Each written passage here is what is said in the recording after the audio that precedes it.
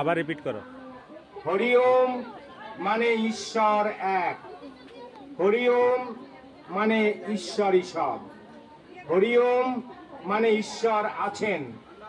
পরমেশ্বর যে শুভ সম্ভাবনা সমূহ দিয়ে তোমাকে আমাকে সকলকে সৃষ্টি করেছেন, তাকে পূর্ণ বিকাশ দিবার জন্য নিয়ত যে সজাগ সচেতন প্রয়াস, তারই নাম চরিত্র গঠন। এ কাজ আমাদের আজীবন করতে হবে। তোমাদের একটি মাত্র সাধনা, সেই সাধনা চরিত্রের সাধনা। চরিত্রহীনের ঈশ্বর সাধনা ভুল, স্বদেশ সেবা মিথ্যা। চরিত্রবান যুবক যুবতীরাই দেশকে দেবে গৌরব, জগৎকে দেবে শান্তি। দেশকে যতখানি চরিত্র ধন দিতে পেরেছ, তুমি ততটুকু স্বদেশ সেবক। বিত্তহীন হয়েও চরিত্র ধনে ধনী থাকার গৌরব কোটি ব্রহ্মাণ্ডের ঐশ্বর্য লাভের চেয়েও অনেক গুণ বেশি। দেশব্যাপী চরিত্রবত্তার যদি না হয় সুপ্রতিষ্ঠা, তাহলে হাজার রাজনৈতিক আন্দোলন করেও তোমরা কোনো সুনিশ্চিত কল্যাণকে আয়ত্ত করতে পারবে না। শক্ত করে হাতের মুঠা বেঁধেছ, দেখবে দুশ্চরিত্রতার দুর্বলতা তোমাদের সেই শক্ত গোড়ার মাঝখানে দিয়ে তোমাদের সকল সুখ সৌভাগ্যকে গলিয়ে ঠেলে ঠেলে বের করে দিচ্ছে। মানুষ যখন মানুষ না হয়, তবে রাজ সিংহাসনে বসলেই সে কর্তব্য পালন করতে পারে না। এই জন্য আবাল্য বলে এসেছি, তোমরা চরিত্রবান হও। আমৃত্যু বলে যাব, তোমরা চরিত্রবান হও। একটা মহাযুদ্ধে জাতির যে পরিমাণ ক্ষতি হয়, অমানুষের নেতৃত্বে শান্তির সময়ও ক্ষতি হয় তার শতগুণ বেশি। আমার বলের উৎস পরমেশ্বর, আমার বলের বিকাশ চরিত্রে। তোমরা চরিত্রবান হও, নইলে আমার সোনার ভারত তোমাদের হাতে নিরাপদ নয়। আত্মদোষ অনুসন্ধান এবং সেই দোষকে নির্মূল করার জন্য আপ্রাণ চেষ্টা, এরই নাম চরিত্র গঠন।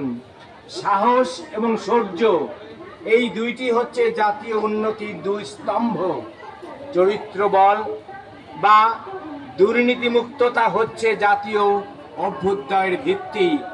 ঈশ্বরে বিশ্বাস আর আত্মার অবিনশ্বরে আস্থা নিষ্কলঙ্ক শুভ্র চরিত্রের জন্মদাতা ও জননী। তোমাদের নিকট আমার কিরূপ গুরুদক্ষিণার দাবি জানো? আমি কাঙ্গাল তোমাদের চরিত্র ধনের, ব্যাপক চারিত্রিক অধঃপতনী দেশের মূল রোগ।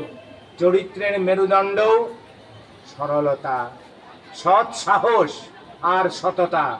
যার ভিতরে এই তিনটি জিনিস দেখবে, জানবে সে চরিত্রবান এবং নমস্য। নিজেরা সৎ হও, সদাচারী হও, সদ্ভাষী হও, তাহার শুভ ফল অতি সহজে পুত্র কন্যায় বর্তাইবে। তুমি কতখানি হিন্দু, কতখানি মুসলমান, কতখানি বৌদ্ধ, কতখানি খ্রিস্টান, ওটা নিয়ে আমার মাথা ব্যথা নেই।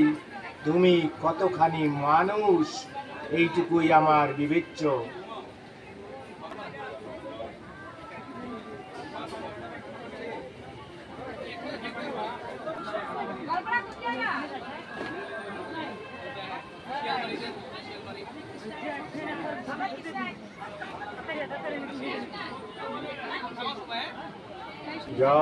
জয় গুরু শ্রী গুরু প্রেমানন্দে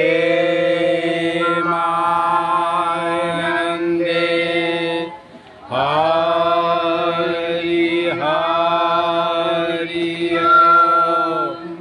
হরি